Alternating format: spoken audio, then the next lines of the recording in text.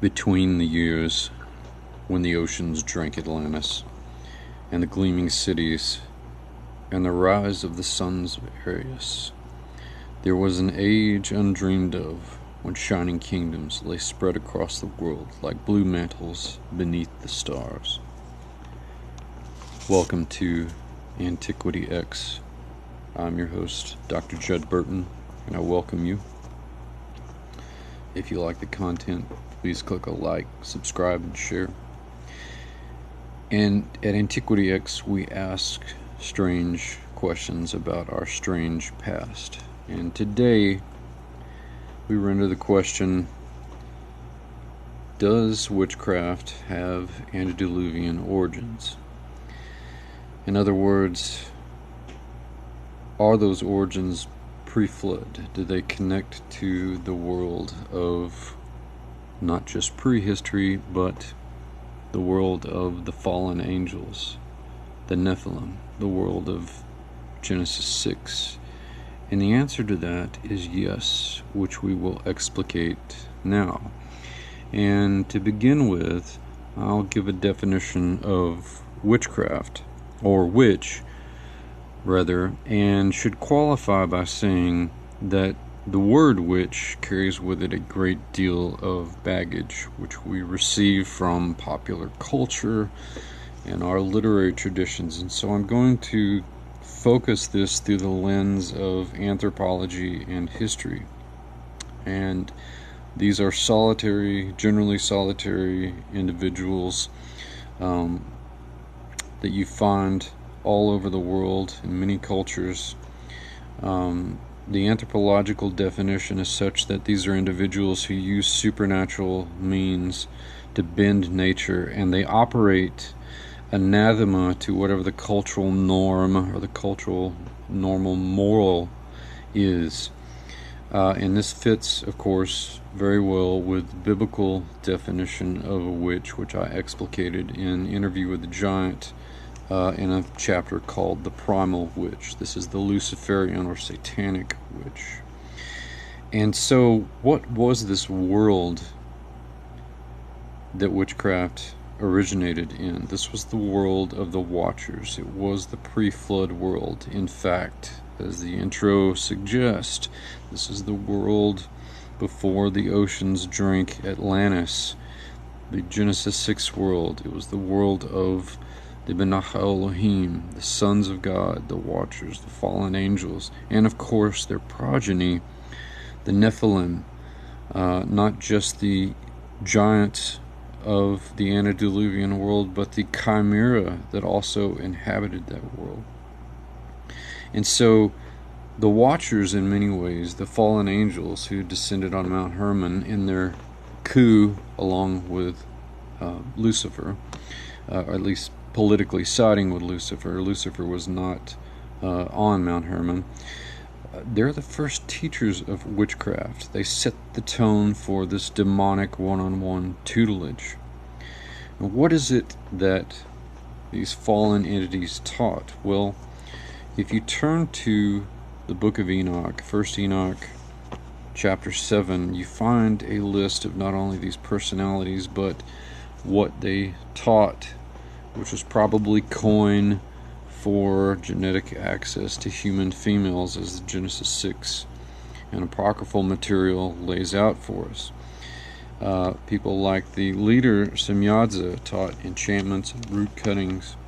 Other personalities show up like Kokabel, Barakiel, Sikiel, and they collectively teach this combination of occult magical sciences and practical sciences, the observation of the weather, but also the divining of omens from the astrological observation of the stars, moons, heaven, etc. And they're punished for this eventually. And the one who receives the greatest punishment, Enoch tells us, is ascribed all sin, and whose personality is preserved in the Azazel goat of the atonement sacrifice of the Old Testament. This is Azazel, of course. And Azazel taught metallurgy, warcraft, seduction, and his punishment was so great because it is said he revealed the secrets of heaven. So again, this bending of the supernatural to a nefarious end sets the tone for witchcraft, the practice of witchcraft. And it's probably not an accident, if you guys are familiar with my work on Bonius, that on the southwestern slope of Mount Hermon is a place called Paneas, which was a shrine to Pan, and my research has revealed that this is undoubtedly a legacy of Azazel and other goat gods going all the way back to the beginning. One of the first products of this primal witchcraft were the Nephilim themselves, the product of union between the Watchers and human females. It in itself is an act of nefarious magic, and their very rendering is typical of the ends, the objectives of witchcraft. It's a corrupting of nature, of the corrupting of Yahweh's order. And they were not only humanoid giants of great size who caused wars amongst themselves, and they consumed the resources of humanity and also began to consume humans themselves, but their ranks also included all kinds of chimera, because there were apparently genetic experiments with animals as well. And so, of course, all of this leads to the flood, this corruptive influence. But how does all of this survive after the flood? There may be a clue to this in the book of Jubilees, Jubilees 8, and I submit for your review this passage. And the son Canaan grew, and his father Arphaxad taught him writing, and he went to seek for himself a place where he might seize for himself a city. And he found a writing which former generations had carved on the rock, and he read what was thereon, and he transcribed it, and sinned owing to it, for it contained the teaching of the Watchers, in accordance to which they used to observe the omens of the sun and the moon and stars and all the signs of heaven. And this information was so dangerous. This, in fact, these writings carved on rocks could be considered the first grimoire, the first primal spell book. It was so dangerous that he became afraid of it, and he hid the knowledge from Noah. Now, in the biblical world, the ancient world, these kinds of solitary individuals, necromancers and diviners, were well known. In the Old Testament, probably best typified by the Witch of Eindor, probably the most famous mentioned in the Old Testament, but of course people were familiar with this because it was a capital crime. You read in the Levitical laws, "Suffer not a witch to live." And there's a reason for that, because they were trafficking with the dead spirits of not people but the Rephaim, who were parading themselves as people. But in 1 Samuel 28, we read about this witch of Eindor.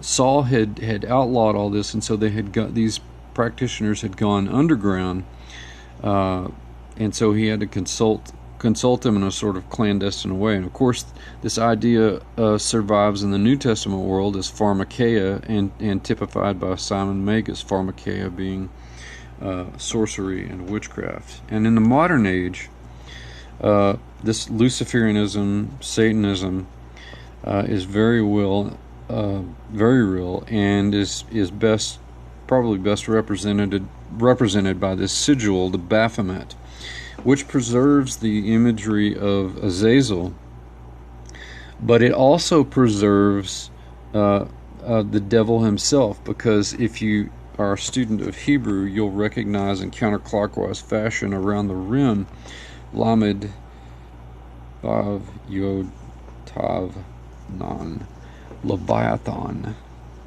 the ancient serpent mentioned in the Old Testament certainly an imagery of Satan, the serpent, Nakash. This, in fact, is an Ouroboros, the snake eating its tail, which is a symbol of the supernatural and the beyond. If you're looking for more reading material, bibliographical material, I can recommend no better scholar than Montague Summers. Now, there's certainly plenty of works, scholarly works and otherwise, on witchcraft that have been written. But I highly recommend his History of Witchcraft and Demonology. It is well sourced. He's a consummate scholar. And the follow-up to this, The Geography of Witchcraft, which is also a very good work. And I would also recommend Merrill Unger's Biblical Demonology, which contains a good amount of information on these practices in the ancient world and in the biblical world. And of course, I teach courses on the biblical perspective of witchcraft using anthropology, history, and biblical studies in my biblical demonology and preternatural morphology programs, which you can check out on your own. Stay tuned. There will be more Antiquity X.